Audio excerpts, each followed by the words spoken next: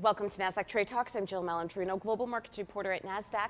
Joining me is James Rich, Senior Portfolio Manager of Sustainable Fixed Income at Aegon Asset Management, to discuss sustainable opportunities beyond labeled bonds. James, it's great to have you with us. Welcome to Trade Talks. Thanks for having me. Excited to be here.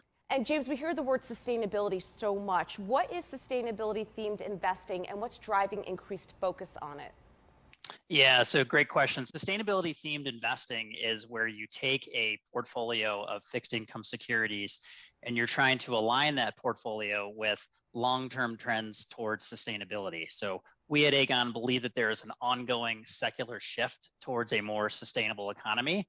And you can see on this chart here, there's what we call the sustainability domino effect, which is that consumers are demanding sustainable products. So you have statistics like 2/3 of consumers actually will pay more for a product that they view as being sustainable as one that they don't.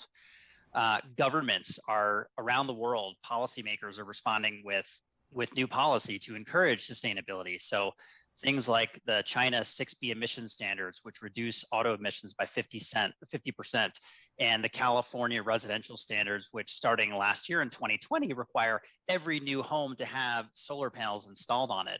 Policymakers are really sort of changing the game here.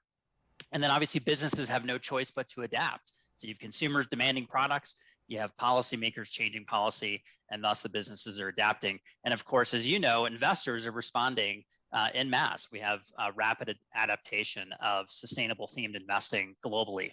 So it really comes on the heels of just what we view as being more focus on things like climate change, depleting rainforests, and last year, starting with the Black Lives Matter movement, just a focus on racial and income inequality and how to solve that with investments. Are you investing in labeled bonds such as green or social bonds? We do invest in labeled bonds, and actually I think that there's a great place for green bonds, social bonds, sustainability linked bonds in the marketplace. The problem with those bonds is we at Aegon estimate that within the investment grade corporate market, there's about a 10 basis point greenium. In other words, a bond of the same duration and from the same issuer actually trades about 10 basis points inside of a plain vanilla bond. And so what that means is that there's a lot of risk, an increasing risk, in fact, of greenwashing within the labeled bond market. So there's certainly some issuers of labeled bonds that have great intentions and are issuing bonds that we think have a real place in a sustainability themed investing portfolio. But actually the better way to invest is to actually look at the company itself, look at the issuer. What are the products and services that they're selling? How are they making those products and services? And what's their commitment to sustainability over the longer term? Do you primarily invest in the leaders of sustainability? What about those companies that are just starting their sustainable journey? Yeah, so two different issuer types. We call them leaders and improvers. So a leader is pretty obvious. A leader is an issuer that is already pretty far down the road in terms of sustainability and has already changed its products and service mix or the way that they actually produce those products and services to be highly sustainable. An improver, on the other hand, is a company that is just in the earlier stages and has made a commitment to sustainability, but hasn't quite made the transition to being a leader. So interestingly, we actually believe in the context of a fixed income portfolio, both leaders and improvers have a place in those portfolios. What we have found is that improvers actually trade about 10 basis points wider than market peers when controlling for duration and credit quality. Whereas leaders actually trade at about 10 basis points inside of their peers, again, controlling for duration and credit quality.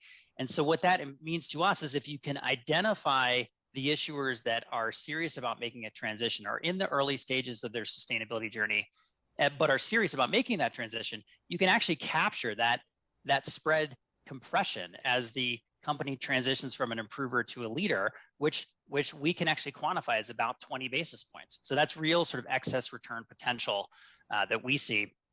And at the same time, the leaders also are super interesting from a stability perspective. We saw in March of last year in sort of the down cycle of the market that leaders actually held out much better than their peer set. So the combination of the stability that leaders provide and the excess return upside potential of improvers is a really powerful combination in a fixed income portfolio. All right, James, appreciate the insight. Thanks for joining us on Trade Talks. I'm Jill Malandrino, Global Markets Reporter at Nasdaq.